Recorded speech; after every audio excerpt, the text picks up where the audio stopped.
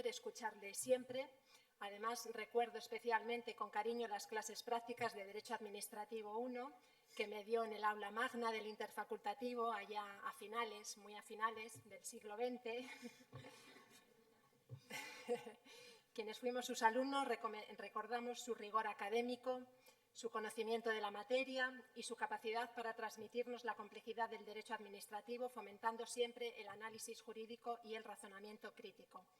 No solo me queda el recuerdo de la etapa universitaria marcada por el aprendizaje y el esfuerzo, sino también el recuerdo del profesor Barcelona, al que quiero agradecer, aunque sea muchos años después, el trabajo y dedicación por haber formado parte de una etapa decisiva en mi vida y en parte ha contribuido a que aprendiera a amar y a odiar a partes iguales al derecho administrativo que tanto aplicamos en el trabajo a diario los letrados de las comunidades autónomas. Le cedo ya la palabra al profesor. Sí, ¿no? Muchas gracias, Clara. Buenos días a todos. Gracias, naturalmente, a Esther y a Fernando por la invitación y a ustedes por su presencia aquí esta mañana. Se ha dicho antes, lo ha dicho David Ordóñez Solís y luego lo ha citado Carlos Cuello, el tema de las estadísticas y de los números y lo que dijo, en efecto, hace años en Zaragoza Ignacio Quintana, catedrático de Derecho Mercantil, acerca del interés de una tesis doctoral sobre un tema que no existía en la vida real, ¿no? Yo me estaba preguntando cuántas cuestiones de ilegalidad se plantean en el orden contencioso administrativo, porque estoy de acuerdo con lo que ha dicho el abogado del Estado, las estadísticas son importantes. A mí me da la impresión de que no son tantas como podría parecer a simple vista. Claro, su ámbito es negativo, es decir, lo que no se recurre puede ir vía cuestión de ilegalidad, pero si se presentan recursos no. Con lo cual, ese elemento creo que ayuda a que la cuestión no sea un procedimiento especial, vamos a llamarlo así, porque así lo dice la ley, que se utilice con muchísima frecuencia.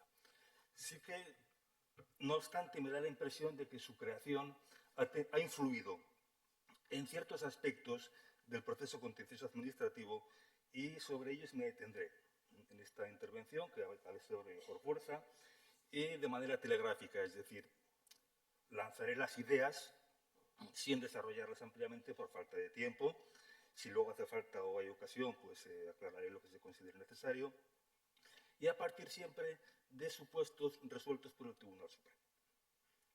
Bien, en primer lugar, primera idea, el régimen de la cuestión de ilegalidad ha repercutido en el régimen de la prueba en el recurso de apelación. El supuesto es muy sencillo. El juzgado, bueno, voy a decir juzgado por no hablar de la nueva denominación, el juzgado de lo contencioso estima el recurso indirecto.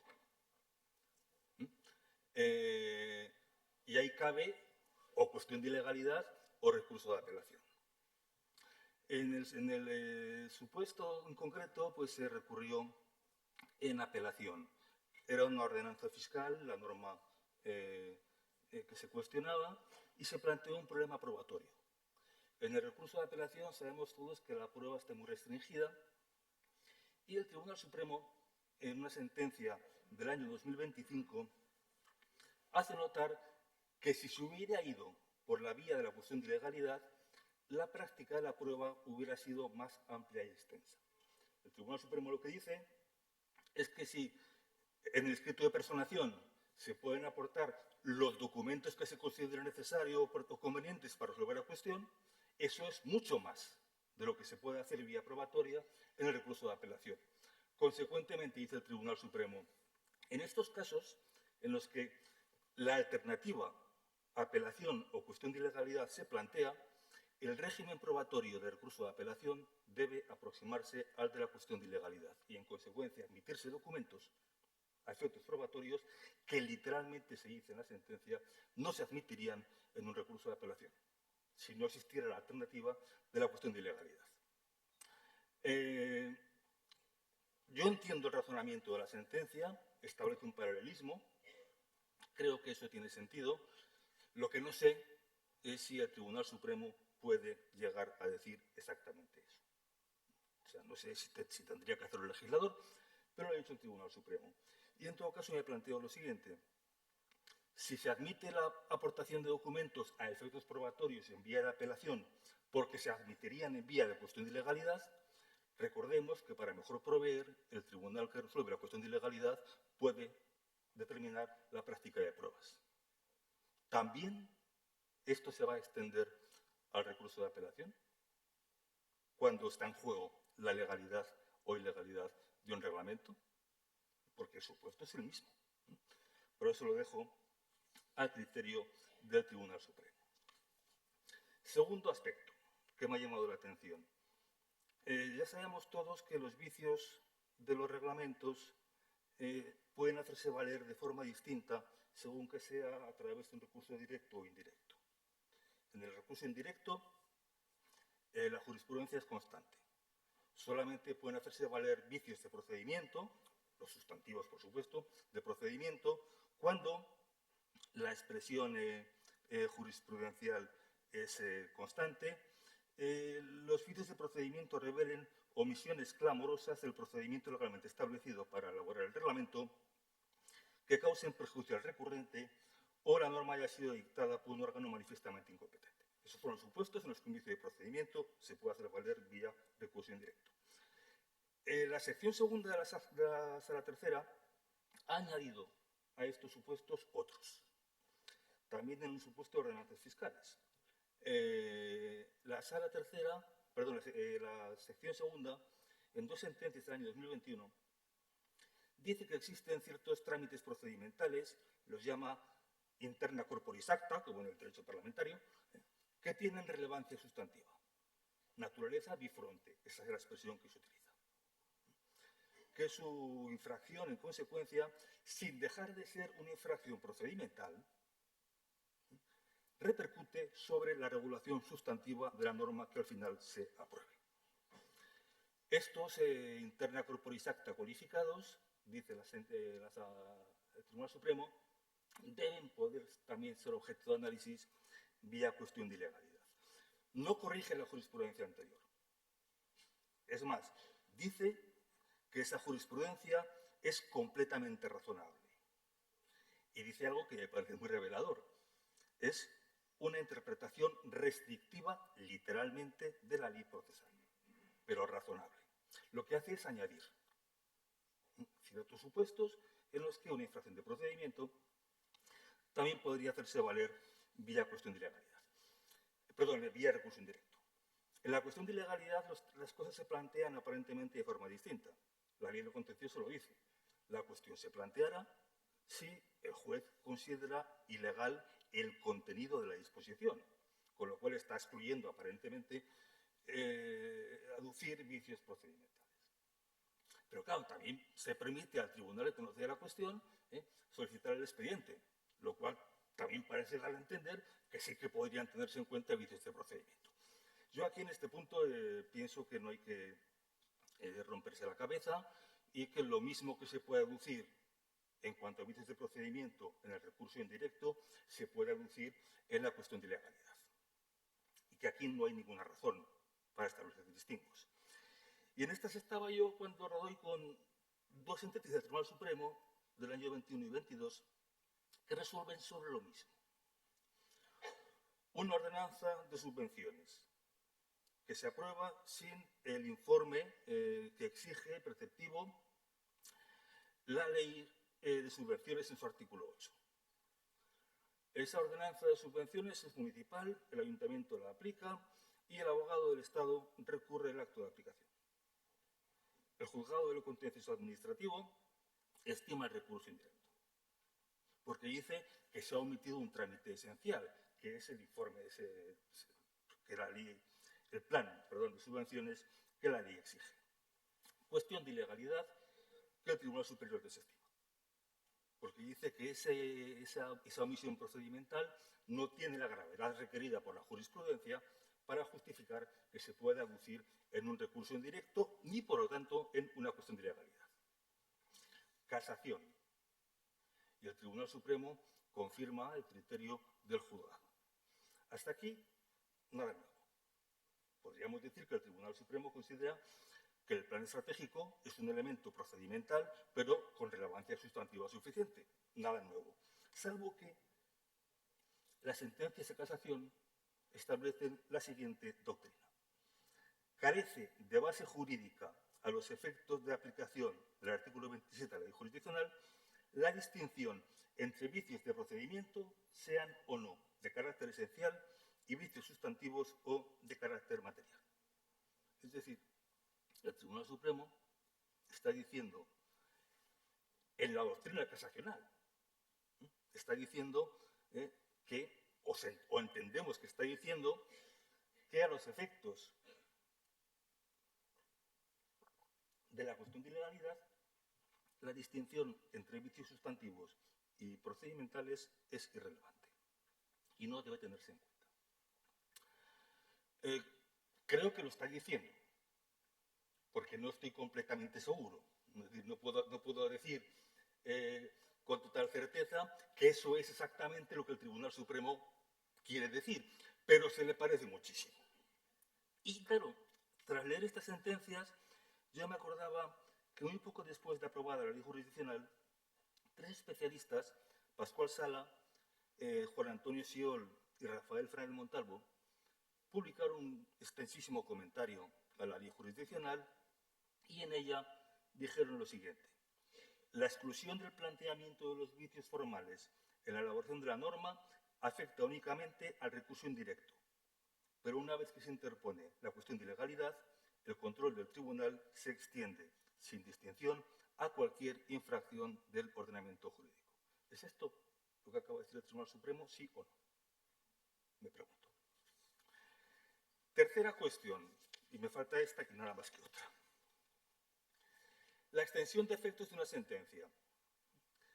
¿Se puede ver afectada la extensión de efectos de una sentencia por el hecho de presentarse una cuestión de ilegalidad? La ley de lo contencioso administrativo no contempla que se pueda suspender el incidente de extensión de efectos por este motivo. El Tribunal Supremo, además, dijo en su momento, en el año 2012, son cosas completamente independientes.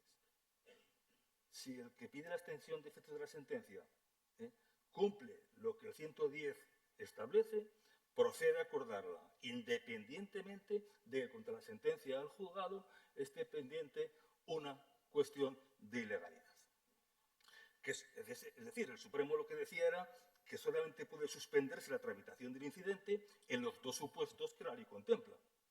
Un recurso de revisión o casación en interés de la ley, que hoy ya no existe. Hoy queda nada más que el recurso de revisión, formalmente. Se intentó o se planteó la posibilidad de aplicar supletoriamente el 43 de la Ley de Enjuiciamiento Civil, que permite suspender un proceso cuando para su resolución esté pendiente ante el tribunal mismo u otro tribunal un proceso sobre el mismo objeto. Pero en el año 2005 el Tribunal Supremo dijo claramente que ese precepto no era de aplicación al proceso contencioso administrativo. Por lo tanto, hubo que descartar esa hipótesis. Este mismo año, en el año 2026, en un asunto endiablado sobre las órdenes de caza de Castilla y León, el Tribunal Supremo cambió el criterio y ha dicho que el artículo 43 de la Ley de Enjuiciamiento Civil sí se aplica al contencioso administrativo. La verdad es que no ha dado ninguna explicación del cambio de criterio, pero es evidente que lo ha hecho. ¿Podríamos acudir a esa vía de la Ley de Enjuiciamiento Civil para facilitar la suspensión de la tramitación del incidente de extensión de efectos cuando está pendiente la cuestión de ilegalidad? Yo creo que no, en cualquier caso. Creo que no, porque no hay identidad de situaciones, ni siquiera son parecidas. El incidente de extensión es un incidente de ejecución de sentencia, no es un procedimiento judicial en sentido propio, no es un proceso, con lo cual sería forzar mucho esa aplicación supletoria. Bueno, pero ahí está. Lo que sí que creo es que se puede aplicar una doctrina jurisprudencial del Tribunal Supremo que arranca en el año 2021 y llega hasta el año 2024, por lo menos, que ha reinterpretado, ha vuelto boca abajo literalmente el artículo 110 de la Ley de lo Contencioso Administrativo. El Tribunal Supremo lo que dice, a partir de la eliminación del recurso de casación en interés de la ley, lo que dice es que, a ver si lo logro explicar fácilmente, es lo siguiente. Firma la sentencia cuya extensión de efectos se solicita. si existen recursos sobre asuntos idénticos, pendientes de resolución, ante el Tribunal Supremo, ante tribunales superiores de justicia, ante el Tribunal Constitucional o el de Justicia de la Unión Europea, que son los que cita el Tribunal Supremo, si existen recursos pendientes sobre la misma cuestión, debe suspenderse la tramitación del incidente de extensión de efectos. Se requiere que el juez que debe resolver el incidente de extensión esté al corriente de que esos recursos existen, de que la pendencia existe. Pero una vez que lo conoce, dice el Tribunal Supremo que hay que suspender. Esto es algo así como decir, por si acaso, porque no sabemos si el Tribunal Supremo, el Superior de Justicia u otro tribunal podrá contradecir el criterio de la sentencia firme cuyos efectos se quieran extender. Esto va muchísimo más allá de lo que dice el 110, muchísimo más allá. Y yo tengo serias dudas, o sea, comparto el criterio, ojo, pero tengo serias dudas de que en efecto el Tribunal Supremo pueda llegar tan lejos. Creo que esto es el legislador quien tiene que resolverlo, pero esa jurisprudencia ahí está, en diversas sentencias de diversos ponentes. Pues bien, pues si esto es así, con mayor razón habría que aceptar la suspensión de la tramitación de la ejecución de efectos cuando está pendiente una cuestión de legalidad. En esos casos que resuelve el Tribunal Supremo, el asunto de fondo era un asunto, no voy a decir que era banal, porque ninguno lo es, pero de importancia relativa.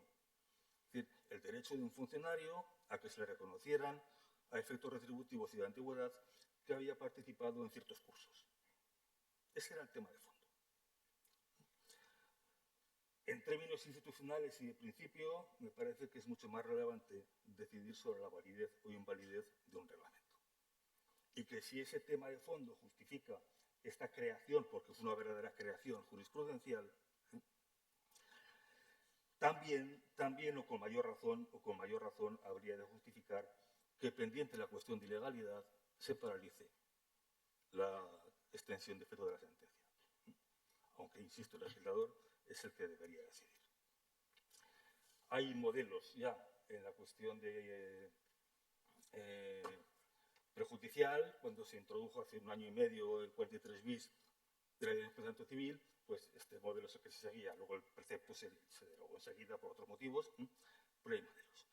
Y por último, en 5 minutos, la casación frente a las sentencias que resuelven cuestiones de ilegalidad. En el año 2012, la Sala Tercera en pleno dictó una importantísima sentencia en la que aclaró que a efectos de recurso de casación, las sentencias de los tribunales superiores y de la Audiencia Nacional que resuelven cuestiones de ilegalidad se deben entender dictadas en única instancia.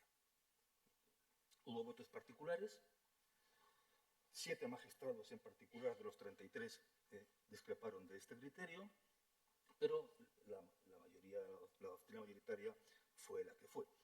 Y esa sentencia pasó de puntillas sobre un tema que hoy sigue subsistiendo. El otro no, porque ya sabemos hoy que ya, como las sentencias en casación, da igual que sean en primera instancia, única o segunda instancia, pues ya no hace falta argumentar de este modo. Pero el otro problema subsiste.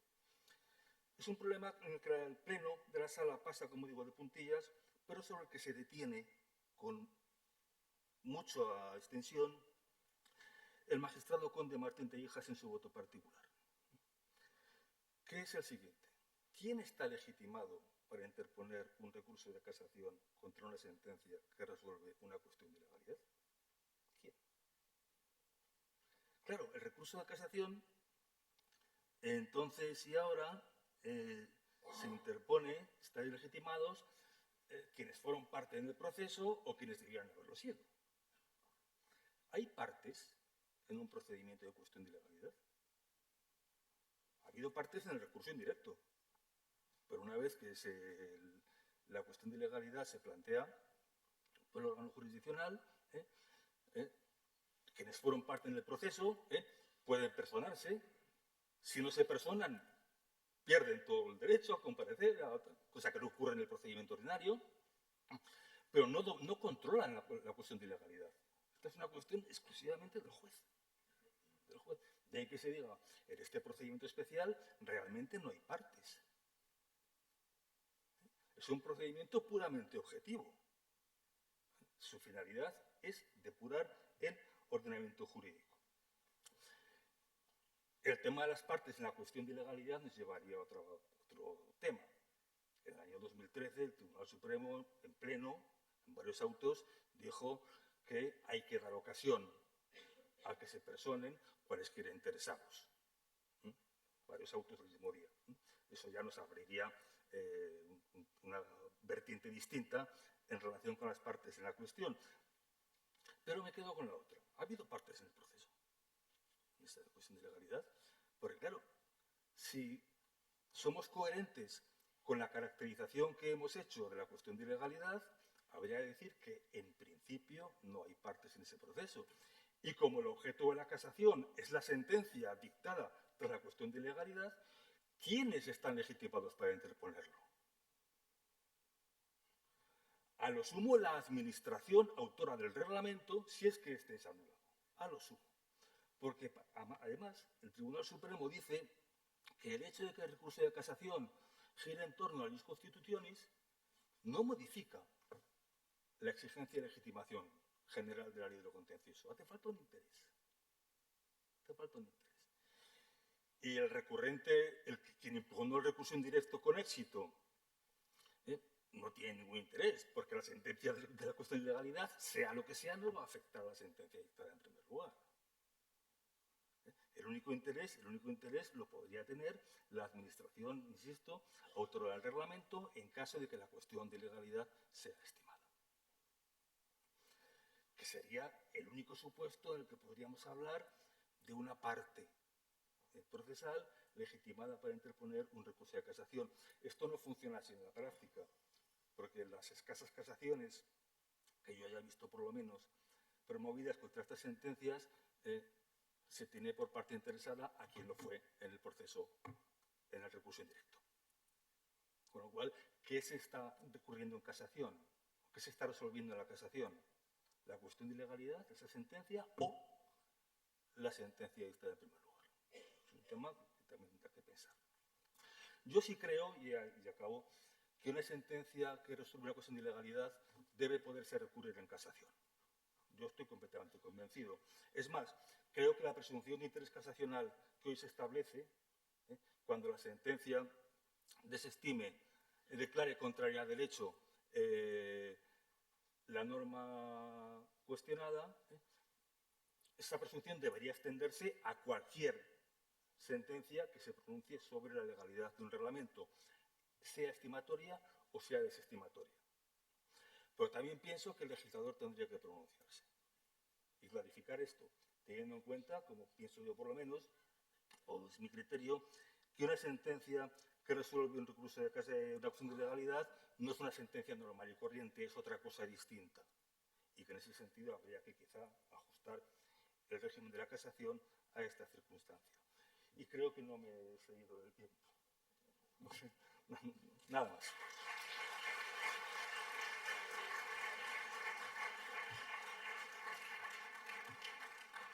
Muchas gracias, Javier. En segundo lugar, me acompaña doña Ana García Barredo Pérez. Ana es licenciada en Derecho por la Universidad de Cantabria y pertenece al Cuerpo de Letrados del Gobierno de Cantabria desde el año 2000. Durante el periodo 2003 a 2008 desempeñó el cargo de jefa de servicio del área de lo contencioso en la Dirección General del Servicio Jurídico del Gobierno de Cantabria. De 2011 a 2015 fue secretaria general de la Consejería de Medio Ambiente, Ordenación del Territorio y Urbanismo y de 2019 a 2023 fue directora general del Servicio Jurídico, ejerciendo en la actualidad sus funciones como letrada.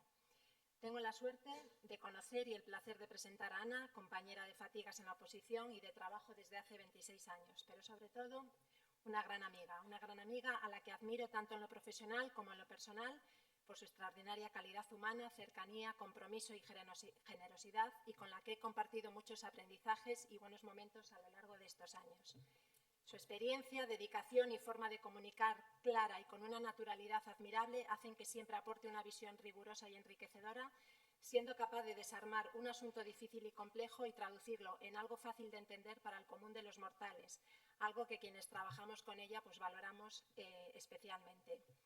No quiero hacer spoiler, pero adelanto ya a mis compañeros letrados de otras comunidades autónomas que presten mucha atención, porque su exposición va a ser muy útil en un tema de actualidad que tenemos en los despachos, de reciente andadura procesal, tan delicado por la dramática situación de sus protagonistas como controvertido desde el punto de vista jurídico, social y humanitario. Ana, te cedo ya la palabra. Gracias. Buenos días. Gracias. Lo primero, gracias a los codirectores del curso, Esther y Fernando, por organizar de nuevo una edición de este curso al que todos tenemos tanto cariño y por haber contado conmigo para participar en esta ocasión. En segundo lugar, como no puede ser de otra manera, Clara. Ella misma ha dicho que nos conocemos desde que empezamos nuestra andadura como opositoras. La amistad y el respeto es mutuo y es una ilusión para mí compartir con ella por primera vez una mesa, aunque sea desde el punto de vista profesional. Al igual que es un honor que en ella también esté presente el profesor Barcelona, del que también fui alumna en la Universidad de Cantabria en mi etapa de cursar los estudios en la Facultad de Derecho. Dicho esto, la verdad es que me lo esperaba. Pensaba que después de su intervención lo mejor que podía decir era que me adhería a lo que se había manifestado porque me había precedido en el uso de la palabra, porque me esperaba que tuviera una claridad y una brillantez en la exposición de las ideas de las cuestiones de más reciente actualidad en relación con la cuestión de ilegalidad.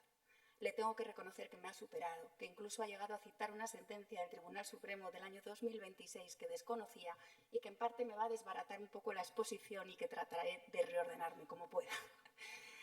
Pero dicho esto, también tengo que decir que comparto también con él hasta qué punto esta figura, la de la cuestión de ilegalidad, es una figura que sea muy usada.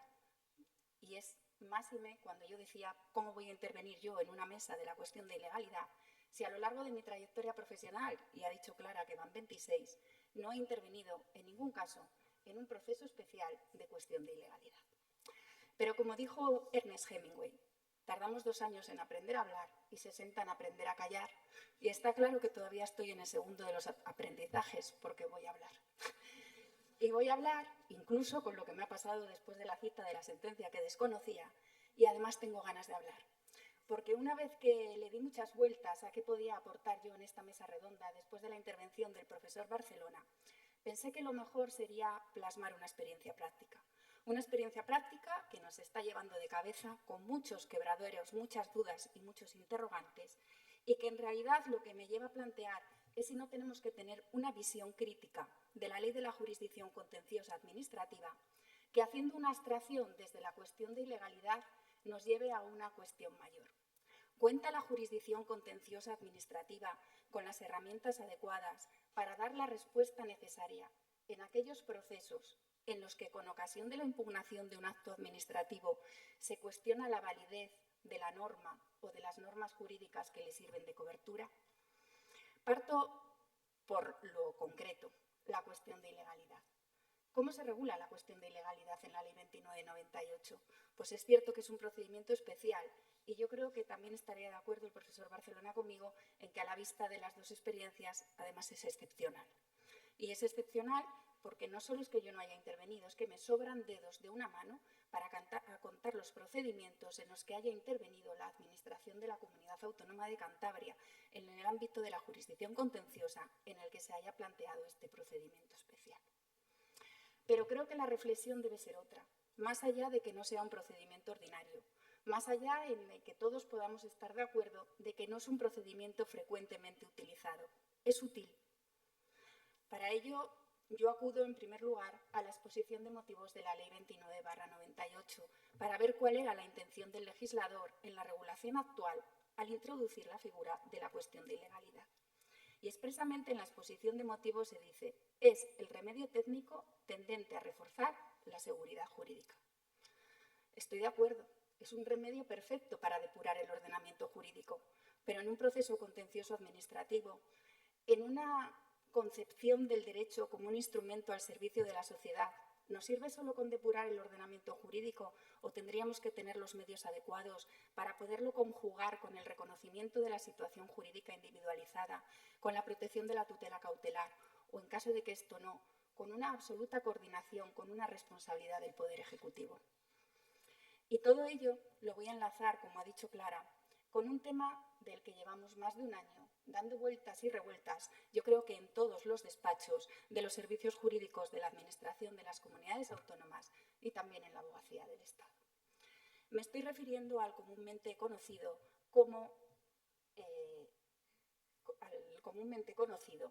reparto de menores extranjeros efectuados por el Estado.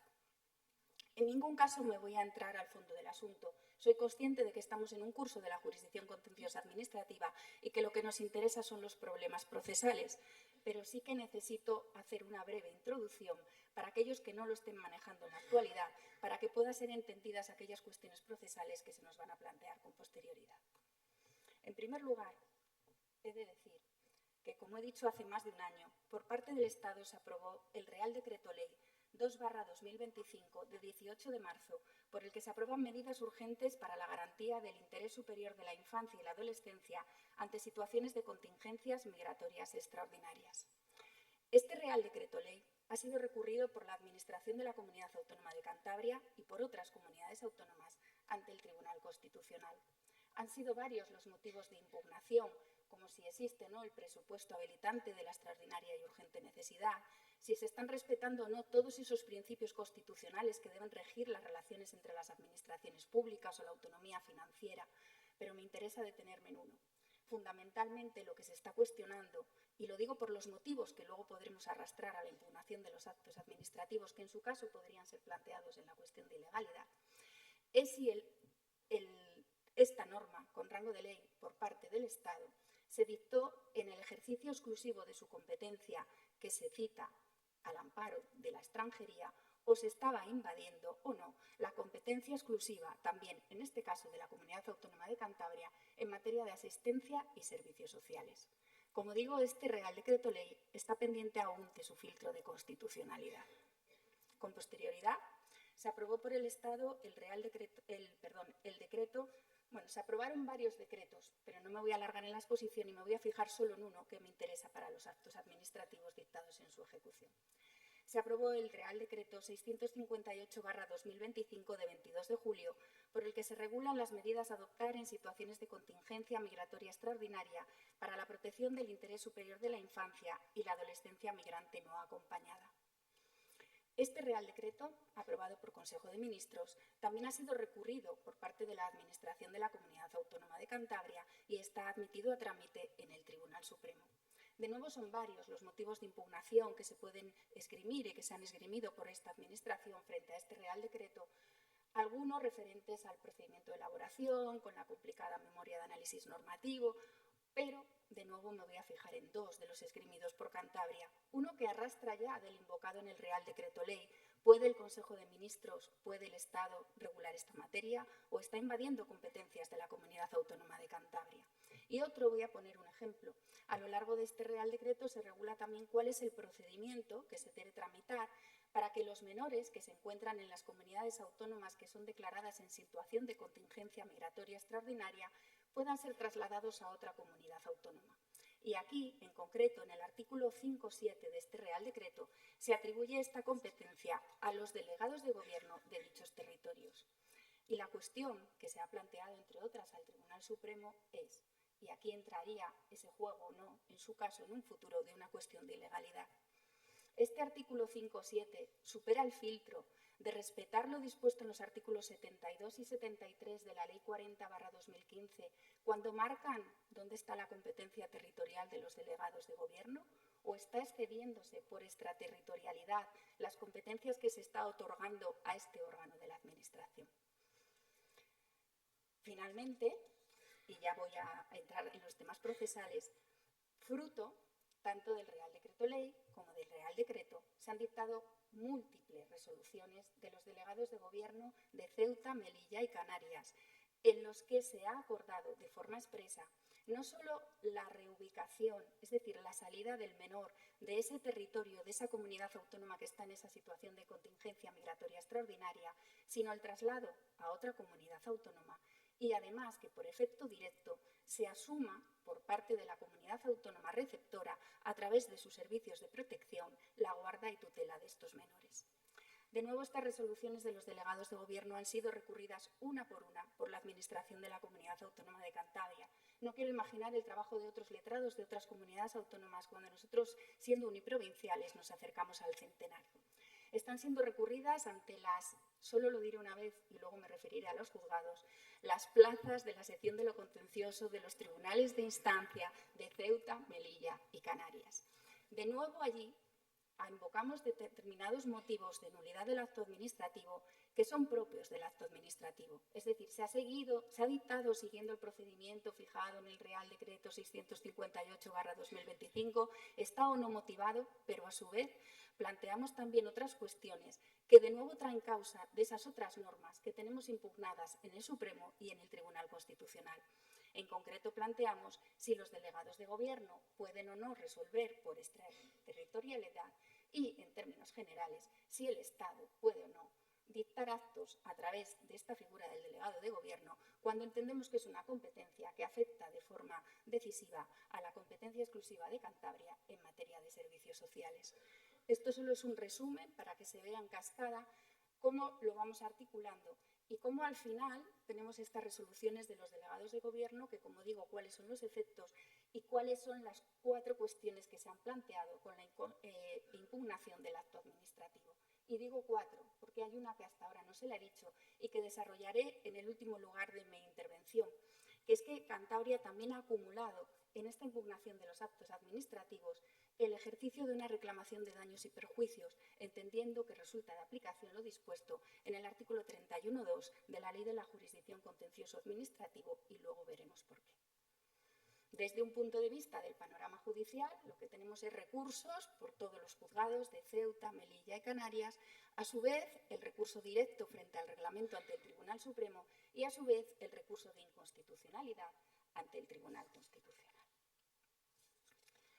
El problema, obviamente, radicará en caso de que se produzcan sentencias contradictorias entre los juzgados que están siendo competentes para conocer de los actos administrativos en los que estamos invocando, como digo, motivos de nulidad que pueden afectar a las normas de cobertura y aquellas resoluciones que se dicten por los órganos competentes para conocer de las normas. ¿Se puede llegar a evitar? En principio, voy a abordar a partir de ahora la exposición en tres bloques, por así decir, para tratar los problemas procesales que nos van surgiendo. Ya adelanto, para que no se asusten, que el que más me voy a dedicar es el primero, que es la influencia que están teniendo esos procesos de impugnación directa de las normas jurídicas en los procesos de impugnación de los actos administrativos, porque en este punto estamos. Todavía no estamos avanzando más porque todavía estos procesos están iniciándose. Pero también citaré, aunque me ha hecho un gran favor el profesor Barcelona, hablando ya de los posibles motivos de impugnación, con lo cual lo pasaré muy deprisa. Y por último, el efecto. ¿Qué ocurre si al final tenemos sentencias contradictorias? Comienzo por lo primero, la influencia. En principio, y desde un punto de vista legal, cuando nos teníamos que poner ya a recurrir acto por acto las resoluciones de los delegados de Gobierno, la primera pregunta que nos hacíamos es: ¿tenemos que tener algo en cuenta por el hecho de haber presentado ya el recurso directo ante el Tribunal Supremo y el recurso de inconstitucionalidad? Pues no. La Ley Orgánica del Tribunal Constitucional es clara. La admisión de un recurso de inconstitucionalidad no suspenderá la vigencia ni la aplicación de la ley. Y tampoco en el ámbito de la jurisdicción contenciosa, porque también se ha avanzado ya esta mañana en relación con la petición de las medidas cautelares cuando se trata de una disposición de carácter general. Se ha dicho que en ese caso solo se puede pedir en el primer escrito en el que se inicie el procedimiento, bien en la interposición del recurso si es un procedimiento ordinario o bien en la demanda si es un procedimiento abreviado. Pero bueno, todos sabemos que en la práctica es muy difícil conseguir una suspensión de una disposición de carácter general.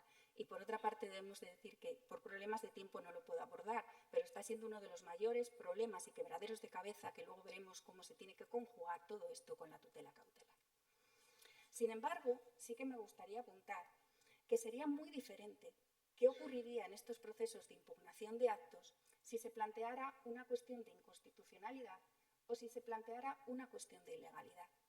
Y la pregunta que hago, y que viene enlazada con lo anterior, es: ¿no sería conveniente que, si de verdad queremos mantener la cuestión de ilegalidad y si de verdad no se usa en tantas ocasiones, tuviera una regulación parecida a los efectos que tiene cuando un juez plantea una cuestión de inconstitucionalidad?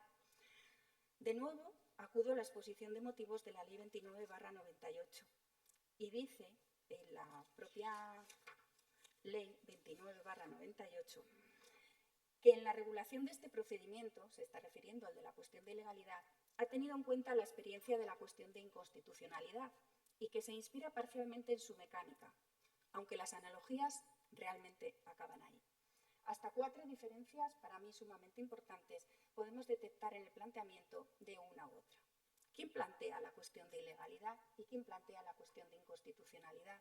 No existe ninguna duda de quién plantea la cuestión de inconstitucionalidad. La plantea el órgano que esté conociendo del procedimiento y antes de dictar sentencia.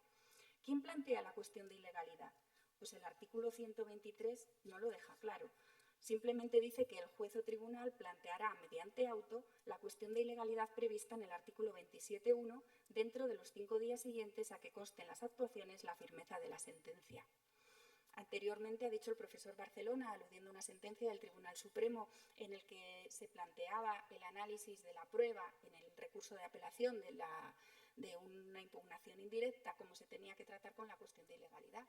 Y es que es cierto, puede ser que en los casos que estamos planteando, que se está conociendo por los juzgados de Ceuta o de Melilla, pero esas sentencias pueden ser susceptibles de apelación.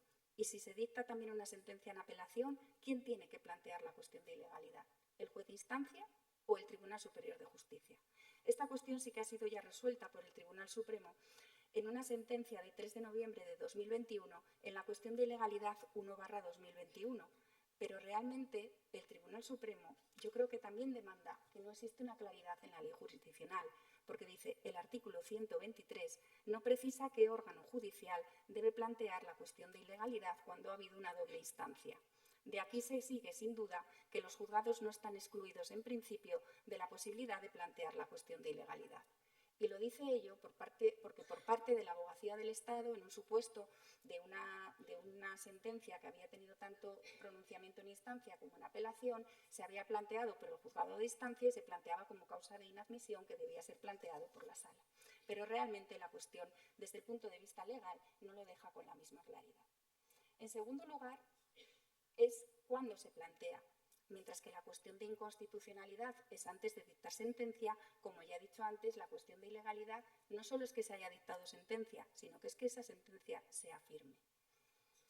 En tercer lugar, obviamente no se puede plantear con respecto a la cuestión de ilegalidad tal y como está configurada, pero con la cuestión de inconstitucionalidad sí que se plantea en el artículo 35 de la Ley Orgánica del Tribunal Constitucional que en aquel proceso en el que se plantea la cuestión de inconstitucionalidad se suspende. Y por último, por tanto, hay diferentes efectos sobre el planteamiento del procedimiento en el que se cuestiona. Mientras que en el caso de la cuestión de inconstitucionalidad, lo que disponga el Tribunal Constitucional, de acuerdo con lo dispuesto en el artículo 38, vinculará al juez o tribunal a la hora de resolver el proceso. En el caso de la cuestión de ilegalidad, tal y como establece el artículo 126, la sentencia que resuelva la cuestión de ilegalidad no afectará a la situación jurídica concreta derivada de la sentencia dictada por el juez o tribunal que planteó aquella. ¿Qué ocurre, por tanto? Que mientras que en el caso de la cuestión de inconstitucionalidad está claro que no se van a llegar a producir sentencias contradictorias, esto no se garantiza con la regulación que tenemos en la actualidad de la cuestión de ilegalidad. ¿Qué hicimos? ¿Es necesaria una reforma? A ver, es cierto que se puede acudir a otros mecanismos que prevé la ley de la jurisdicción contenciosa y que el MAS, la primera salida, y que es por la que se ha optado en el ámbito de la Administración de la Comunidad Autónoma de Cantabria, es plantear un recurso indirecto. Con ocasión del acto, como les he dicho anteriormente, se plantea también el recurso indirecto frente a ese Real Decreto que le da cobertura.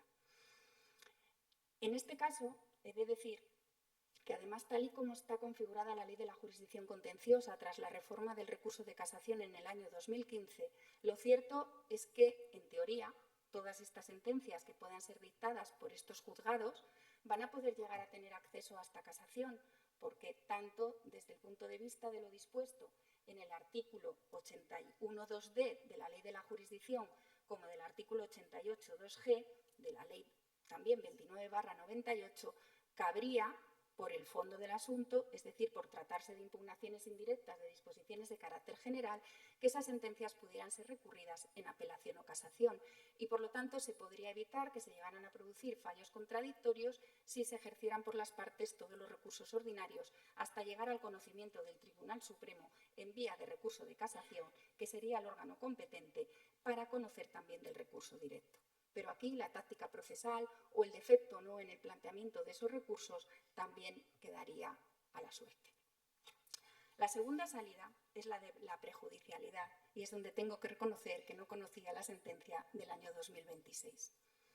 Y es que lo que nos está ocurriendo en la práctica es que por parte de los juzgados que están conociendo de esta impugnación de actos, se nos están dictando providencias, además no siempre en el mismo trámite procesal. Tenemos supuestos en los que se nos está planteando antes de citarnos para la celebración de vista del procedimiento abreviado y otros en los que se nos está dando traslado mediante estas providencias una vez que el procedimiento ha quedado visto para sentencia, en el que se nos conceda a las partes 5 días para que mostremos nuestro parecer acerca de una posible suspensión del procedimiento por prejudicialidad. No se cita el artículo 43 de la Ley de Enjuiciamiento Civil, al menos en las providencias que ha recibido la Administración de la Comunidad Autónoma de Cantabria. Tan solo se dice la suspensión por prejudicialidad. Es más, se llega a decir suspensión por prejudicialidad por estar impugnado el Real Decreto 658 y, a mayor abundamiento, por estar recurrido ante el Tribunal Constitucional el Real Decreto Ley 2/2021. Es decir, bajo nuestro punto de vista, los propios órganos judiciales están buscando salidas allí donde la ley de la jurisdicción contenciosa no se les otorga, porque la cuestión se torna polémica acerca de cómo resolver esto. Esa sentencia del año 2005, que parece que ha quedado superada, había fijado una doctrina legal muy contundente, que había dicho que en ningún caso podía ser de aplicación supletoria a lo dispuesto en el artículo 43 de la Ley de Enjuiciamiento Civil, a lo dispuesto en el ámbito de la jurisdicción contenciosa administrativa, cuando se estaban impugnando disposiciones de carácter general. Y nosotros estábamos totalmente de acuerdo, porque es verdad que la disposición final primera de la Ley 29/98 establece la supletoriedad de la Ley de Enjuiciamiento Civil para la Ley de la Jurisdicción Contenciosa Administrativa, pero es que aquí no había ninguna laguna legal. Aquí existían 3 posibilidades para los órganos judiciales que están conociendo de estos asuntos para salir de esta cuestión cuando se les plantean recursos frente a actos que se les informa que están siendo recurridas las normas que les dan cobertura ante los órganos competentes para conocer de los recursos directos. Y es que estos órganos judiciales pueden directamente entrar a conocer del fondo del asunto si no se les plantean dudas de ilegalidad y de inconstitucionalidad. Y de hecho supongo que ya todos conozcan que hay juzgados de Ceuta que han entrado a conocer del fondo del asunto. Se trata de procedimientos en los que en este caso no afectan a la Administración de la Comunidad Autónoma de Cantabria y no puedo saber con exactitud, porque de los hechos probados parece que, de la exposición de la sentencia parece que no, que por el resto de comunidades autónomas no se había planteado esa impugnación indirecta o que no se había solicitado el planteamiento de la cuestión de ilegalidad. Pero el hecho cierto es que ya tenemos sentencias en este tipo de procedimientos en los que, por cierto, en realidad se ha anulado por falta de motivación. Y por falta de motivación, con una cuestión que tiene relación con la primera de las ponencias de la mañana de don Pedro Quintana, porque se está anulando por falta de motivación, por entender que la determinación de la comunidad autónoma de destino no está suficientemente motivado. Y se entiende que no está suficientemente motivado porque se está haciendo a través de una herramienta informática a las que no se ha dado traslado de su información a las distintas administraciones, a pesar de haber sido solicitada dicha información en el trámite de alegaciones y que ni siquiera tan solo se contesta diciendo que se ha realizado a través de una herramienta informática. Otra de las posibilidades que tienen los jueces es que si consideran que realmente esa norma Real Decreto Ley puede ser inconstitucional, que directamente ellos planteen la cuestión de inconstitucionalidad y con ese planteamiento, tal y como hemos visto, al amparo del artículo 35 se suspendería el procedimiento. Y la última, y por lo tanto se quedaría el círculo cerrado y no sería necesario acudir a una legislación supletoria de la Ley de Enjuiciamiento Civil, sería que si no tiene dudas de constitucionalidad, pero tiene dudas de ilegalidad, que resuelva. Y con posterioridad veremos si son las partes las que acuden al ejercicio de los recursos ordinarios o tiene que plantear el juez, si la sentencia queda firme, la cuestión de ilegalidad. Pero si todo esto es difícil, cuando estamos hablando de procedimientos únicos, la cuestión se torna aún más compleja cuando se trata de un caso como el que nos está ocupando, en el que, como he dicho, pueden llegar a ser centenares los procedimientos que se están conociendo con el mismo objeto y en el que se impugnan las mismas normas jurídicas. ¿Y cuál es la solución que da para esto la Ley de la Jurisdicción Contenciosa Administrativa?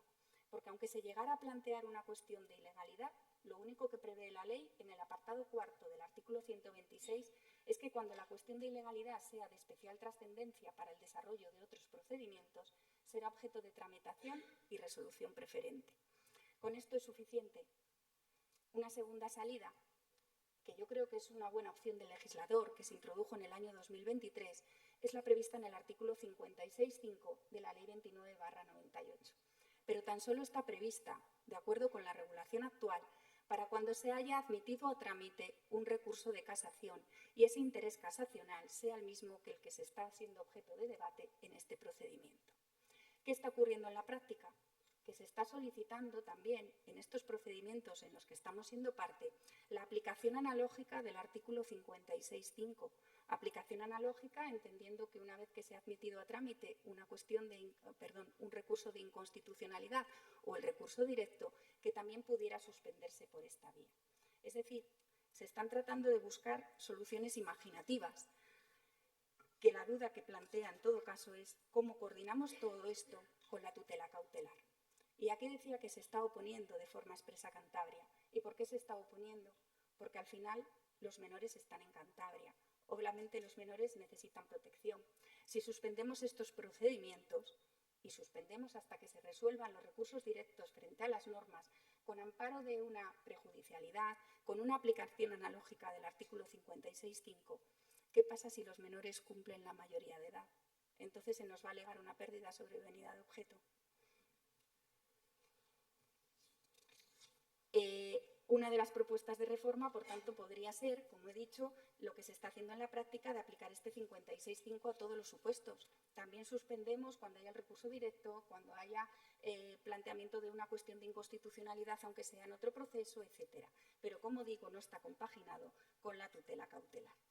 De hecho, esto no es una cuestión nueva. Hace ya muchos años hubo un acuerdo del Pleno Jurisdiccional de la Sala de lo Contencioso del Tribunal Superior de Justicia de Cantabria con ocasión de la admisión a trámite de la cuestión de inconstitucionalidad planteada en su día por el Tribunal Superior de Castilla-La Mancha en relación con la casación autonómica. Y, por ejemplo, la Sala de Cantabria resolvió que la admisión a trámite de la cuestión de inconstitucionalidad planteada por otro tribunal distinto a la Sala de Cantabria no justifica la suspensión de los asuntos de casación autonómica admitidos y pendientes de resolver ante la sección especial de casación. Pero, como digo, somos conscientes de que no todos los tribunales están manteniendo los mismos criterios y el problema que estamos teniendo es que hay determinados procedimientos que se están suspendiendo, otros que no se están suspendiendo. Unos se están suspendiendo aplicando supletoriamente la prejudicialidad, otros por aplicaciones analógicas del 56.5, otros están entrando a conocer del fondo del asunto. Necesitamos una reforma de la Ley de la Jurisdicción Contenciosa Administrativa. Y ya muy brevemente, los dos otros bloques. Los motivos de impugnación directamente los voy a saltar por cuestiones de tiempo, dado que han sido analizados por parte del profesor Barcelona, y me voy a centrar, por tanto, en los efectos. Y me voy a centrar en los efectos porque sí que hemos planteado una especialidad. En realidad, no hay ninguna disposición dentro de la Ley de la Jurisdicción Contenciosa Administrativa que determine que la nulidad de una disposición de carácter general solo se pueda realizar por el órgano competente para conocerlo a través del recurso directo. Puede hacerse por recurso directo, por recurso indirecto, por cuestión de ilegalidad. Tampoco existe ninguna determinación acerca de que no sean compatibles el planteamiento de un recurso directo, de un recurso indirecto o de una cuestión de ilegalidad. Y lo que es más determinante, tampoco existe ninguna regla que dé prioridad de tramitación a unos frente a otros, con lo cual puede resolverse primero a través de cualquier vía. Todo ello se deriva de lo dispuesto en el artículo 26. Todo esto conlleva a la conclusión que habíamos alcanzado al principio. Tal y como está configurada la regulación actual de la impugnación de las disposiciones de carácter general, que puede ser tanto por vía directa como por vía indirecta, pueden producirse sentencias contradictorias. Y a mi juicio, aquí no hay solución legal. Es más, es que es el propósito del legislador, de acuerdo con lo dispuesto en el artículo 126.5 que hemos analizado anteriormente y con carácter general en el artículo 73, cuando dispone que las sentencias firmes que anulen un precepto de una disposición general no afectarán por sí mismas a la eficacia de las sentencias o actos administrativos firmes que lo hayan aplicado antes de que la anulación alcanzara efectos generales, salvo los procedimientos que conocemos de sanciones. Vista esta situación, es decir, que es inevitable que se puedan producir sentencias contradictorias, tendríamos que plantearnos dónde está la responsabilidad del Poder Ejecutivo. Y en este sentido, de nuevo, voy a hacer una comparación. A mi juicio existirían tres vías para poder llegar a plantear una reclamación de responsabilidad del Poder Ejecutivo ante estos supuestos. Dos que se tramitarían en vía administrativa y una que se podría incorporar directamente a la vía judicial. En primer lugar, la responsabilidad patrimonial, que se debería tramitar como un procedimiento más. Es claro que la regulación específica que se prevé en el artículo 40 de la Ley Orgánica del Tribunal Constitucional y los artículos 32 y 34 en relación con el 67 de las leyes 40 y 39/2015 no son de aplicación cuando se trata de la responsabilidad del Poder Ejecutivo, solo es para la responsabilidad del Poder Legislador y así lo ha dejado sentado el Tribunal Supremo.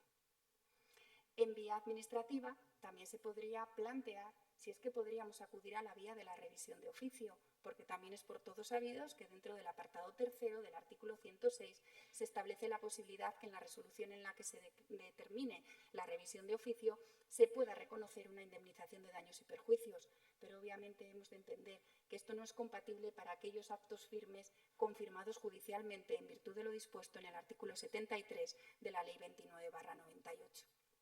Y por último, nos queda por ver, que no les puedo avanzar, qué nos deparará el futuro, el planteamiento de esta reclamación de daños y perjuicios que hemos acumulado ya de forma directa al impugnar los actos administrativos dictados por los delegados de gobierno en los territorios de Ceuta, Melilla y Canarias. La principal razón, no se la oculto, de acumular esta solicitud de indemnización de daños y perjuicios es para evitar que se pueda alegar que había una pérdida sobrevenida de objeto. De hecho, ya nos lo está alegando la abogacía del Estado en diversos procedimientos en los que durante la tramitación del procedimiento el menor está alcanzando la mayoría de edad y nos dice este procedimiento ya no tiene sentido. Y nosotros decimos, detrás de este procedimiento, si de verdad fue nula la resolución desde el inicio, puede ser que exista una indemnización de daños y perjuicios. Los ciudadanos de la Administración de la Comunidad Autónoma de Cantabria han visto detraído un determinado dinero para hacer frente a los costes de las estancias de estos menores, a una nueva planificación de servicios sociales, a una nueva adquisición de inmuebles para dotarles, que no ha venido acompañado de la financiación oportuna. Nada más y muchas gracias, pero me gustaría que...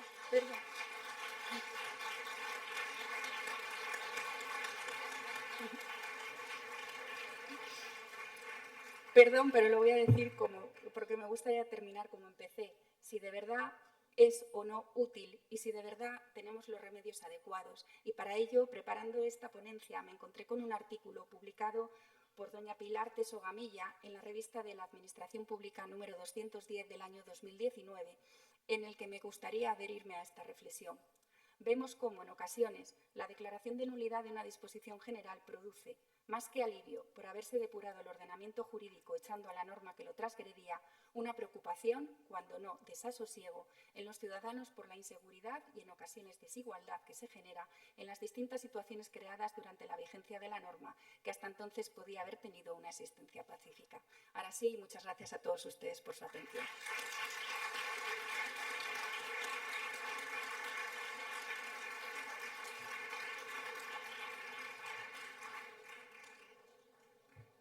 Bueno, ya les dije que eran dos grandes profesionales del derecho y no han defraudado. Abrimos ahora un turno de debate.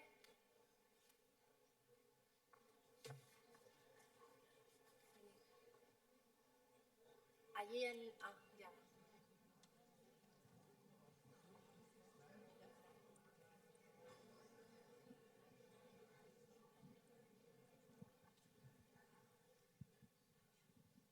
Sí, no son horas de extenderse y voy a ser muy breve. Me llamo Pedro Escribano, soy del TSJ de Andalucía, Sala de Sevilla. En nuestra sala, pacíficamente aplicamos el artículo 43 de la Ley de Enjuiciamiento Civil, no ahora, desde siempre. La sentencia de 2005 siempre la hemos considerado un procedimiento aislado, que ni siquiera el propio Tribunal Supremo ha seguido, y por tanto nunca nos hemos sentido vínculos por él. Y además hemos aplicado dos principios que son de muy habitual uso de esta jurisdicción, el principio de sentido común y el principio de improvisación. Y entonces lo aplicamos constantemente. Y por otra parte, yo estuve muchos años en el Supremo, en el gabinete técnico, y el problema es que las bases de datos publican sentencias y no publican todos los autos. El propio Tribunal Supremo ha hecho uso del artículo 43 muchas veces, por mucho que no haya trascendido. Simplemente. Bien, 2 minutos o menos todavía, ¿no? Será, digo, la improvisación, ¿no? Y a mí me parece razonable hasta cierto punto, aunque hay quien docilmente ha combatido que se pueda aplicar este precepto. Roberto Bustillo, no sé si te acuerdas tú, Luis, escribió hace muchos años un comentario de esa sentencia de 2005 diciendo que acertaba plenamente al enfocar la supletoriedad en este asunto. Yo no he encontrado otra, efectivamente, que la haya aplicado, pero sí he encontrado constantes referencias a ese criterio como criterio firme hasta el año 2026. Que el Tribunal Supremo no dice que va a desdecirse, o sea, no dice que va a corregir, dice estaba abierta la vía del artículo 43 de la Ley de Enjuiciamiento Civil. Es un asunto muy enrevesado, no tiene mucha importancia comentarlo. Es un tema de recursos contra reglamentos, eso sí que os puede interesar. Sin más. Entonces, yo lo que sigo sin ver es que en el caso de la cuestión de ilegalidad, esa aplicación supletoria pueda ser viable, dado que no es lo mismo, el supuesto que yo planteaba, la extensión de efectos de una sentencia, que es un incidente de ejecución de sentencia firme, no es lo mismo con la pendencia de un proceso sobre un asunto sobre el que versa el proceso que se está resolviendo.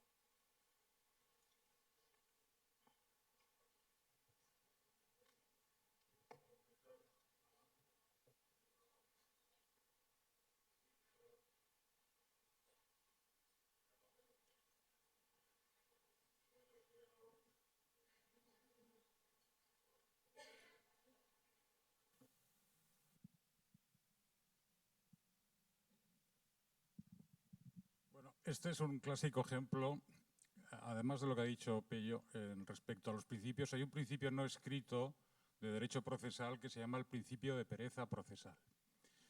Ese es un principio por el que un juez de instancia, como sería mi caso, cuando te alegan una cuestión, una prejudicialidad impropia en estos supuestos, no solamente en estos casos, por ejemplo, en reclamaciones de la Tesorería General de la Seguridad Social que vienen de la mutua, la reclamación de deuda, por tanto tiene que haber un previo pronunciamiento laboral y entonces se llama el principio de pereza procesal y una de sus facultades, es decir, aplico esa suerte de prejudicialidad impropia para entendernos y por tanto suspendo porque sé que si gana el recurso en vía laboral le darán la razón y por tanto la Tesorería revisará.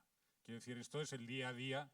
Como diría Juan de Mairena, lo que pasa en la calle, lo que pasa en el foro es estas cuestiones, ¿no? Y por tanto, no hay que hacer demasiada dogmática sobre esto porque hay que ir al caso concreto de por qué un juez resuelve una cosa y no resuelve la otra. Yo lo que no he entendido de la exposición, que me han parecido Javier Barcelona brillante como siempre, pero la de la compañera de Cantabria, esto es un problema político que se ha judicializado. Y esto es lo que ocurre cuando se quiere trasladar los problemas de acuerdo sobre el reparto de menores a la judicatura. Y eso obliga, entre otras cuestiones, a que haya una actividad proactiva que altera la propia función constitucional de la rama ejecutiva y de la rama judicial. Es decir, un juez norteamericano diría, esto arréglense los ejecutivos, no me venga usted a mí los tribunales a que le arregle yo dónde va uno, dónde va otro, porque esto es de la rama ejecutiva y no de la rama judicial. Y estamos asistiendo a un fenómeno muy peligroso que es la judicialización, o peor dicho, la transformación de los tribunales en órganos legislativos, en órganos interpretativos de lo que no les corresponde. Y esto es muy grave, porque está alterando, es una suerte de mutación constitucional indirecta lo que está ocurriendo. Y entonces esto hay que hacerlo con mucha precaución.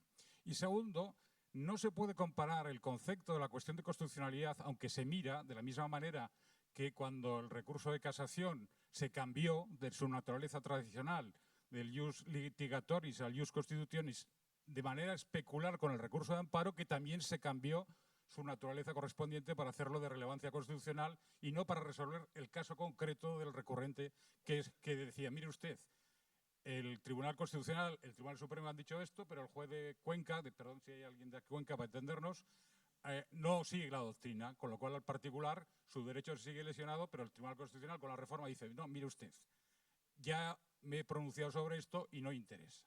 Entonces, este problema es que la cuestión de constitucionalidad, que es una manera de depurar propia de países de tradición autoritaria, como decía Kelsen, ¿dónde hay tribunales constitucionales? En países de tradición jurídica autoritaria, como es España, como fue Austria y como fue otros. Y es un legislador negativo y, por tanto, desde el punto de vista dogmático jurídico, no podemos hacer una analogía entre la cuestión de constitucionalidad y los efectos que determina el legislador negativo, que es lo que decía Kelsen, que es un tribunal constitucional, con los efectos de una norma jurídica del Poder Ejecutivo, que es lo que puede controlar un tribunal de lo contencioso administrativo. Entonces, esto parece que puede ser muy consistente, pero desde el punto de vista sustantivo de la dogmática jurídica no se sostiene. Nada más.